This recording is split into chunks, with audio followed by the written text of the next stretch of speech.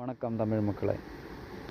ஒரு ஷார்ட்ஸில் ஒரு ஆட்டோக்காரன் நண்பர் விஜயோட வீட்டு வாசலில் கேட்டு பெருசாக போட்டிருக்கு, பீச் ஓரத்தில் இருக்க வீட்டில் காற்று கூட நுழையாது, அந்தளவு பெருசாக போட்டிருக்கு அப்படின்னு சொன்னார். அது ஒரு விமர்சனமாக சொல்லியார்.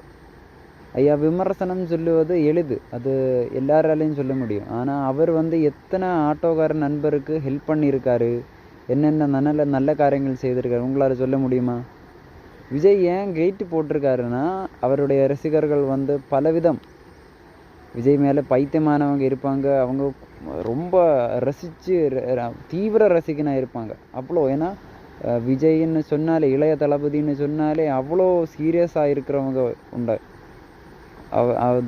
அது அவங்க